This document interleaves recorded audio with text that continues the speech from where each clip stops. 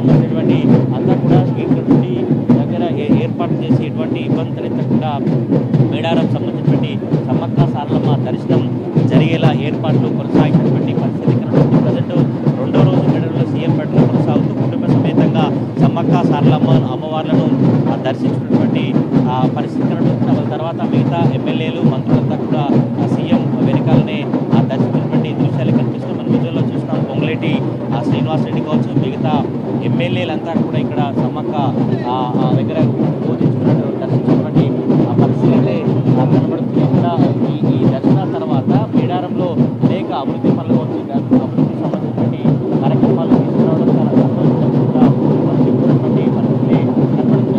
జిల్లా కావచ్చు, గుల్బర్గా జిల్లా కావచ్చు, చారిత్రాత్మక నిర్ణయాన్ని చారిత్రాత్మక నిర్ణయం తీసుకోవడం వల్ల చాలా సంతోషం అంటూ కూడా వాళ్ళు చెప్పినటువంటి పరిస్థితి కనబడుతుంది. సీఎం రేవంత్ రెడ్డి ఇక్కడ నుంచి కుటుంబ సమేతంగా మళ్ళీ హైదరాబాద్ వెళ్ళి అక్కడ నుంచి నేరుగా దావోస్ కరెంట్ నేపథ్యంలో నేను ఉదయం 6 గంటల 30 నిమిషాల నుంచి 7 గంటల 30 నిమిషాల మాత్రమే మేడారంలో సీఎం తీరు కొనసాగుతున్నటువంటి దృశ్యాలు కనిపిస్తున్నాయి. ఇప్పుడు సీఎం కుటుంబ సమేతంగా సారలమ్మ గద్దె దగ్గర పూజా కార్యక్రమాలను దర్శించినటువంటి దృశ్యాలు కనిపిస్తున్నాయి. ఇటువంటి అధికారులు కూడా పూర్తిగా అన్ని ఏర్పాటు చేశారు. బంతి పూలు కావచ్చు, మామిడాయ తోరణాలతో సమ్మక్క సారలమ్మ పగిడిరాజు గోవిందరాజు గద్దెలను అలంకరించినటువంటి దృశ్యాలు కనిపిస్తూ ఉన్నాయి. ఈరోజు సీఎం రేవంత్ రెడ్డి ప్రారంభించిన తర్వాత పునరుద్ధరణ పనులు చేపట్టి ప్రారంభించిన తర్వాత పెరుమొక్కులు దర్శించుకోవడం చాలా సంతోషంగా ఉంటున్నట్టు కూడా భక్తులు కావచ్చు, మిగతా సంబంధించినటువంటి ఎమ్మెల్యేలు వాళ్ళంతా కూడా చెప్తున్నటువంటి పరిస్థితులు అయితే కనబడుతున్నాయి. ఇక్కడికి ఈ దర్శనం తర్వాత మరి కాసేపట్లోనే ఇక్కడ నుంచి హైదరాబాద్కు సీఎం రేవంత్ రెడ్డి వెళ్ళేటువంటి పరిస్థితి అయితే కనబడుతుంది. సీఎం రేవంత్ రెడ్డి ఇక్కడ మేడారం సమ్మక్క సారలమ్మ అమ్మవార్లను దర్శించినటువంటి నేపథ్యంలోనే పోలీసులు భారీ బందోబస్తు ఏర్పాటు చేసినటువంటి పరిస్థితులు కనబడుతున్నాయి.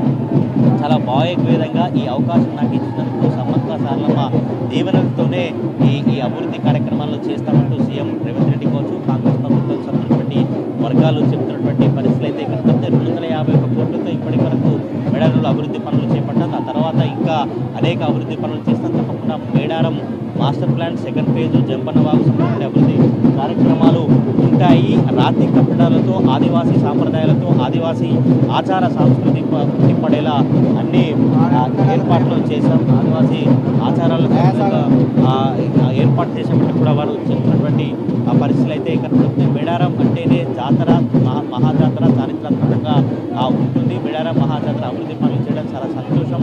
ఇంకా మేడారంకు మన తెలంగాణలోనే కుంభమేళగా నిర్వహించేటువంటి మేడారంకు కాంగ్రెస్ ప్రభుత్వం, CM Revanth Reddy, CM cabinet అంతా కూడా ఆమోదం తెలుపుతుంది. ఎప్పుడు కూడా అండగా ఉంటుంది. ఇంకా అభివృద్ధి కార్యక్రమాలు చేస్తామంటూ కూడా ఈ పరిస్థితి అయితే కనబడుతున్నాం.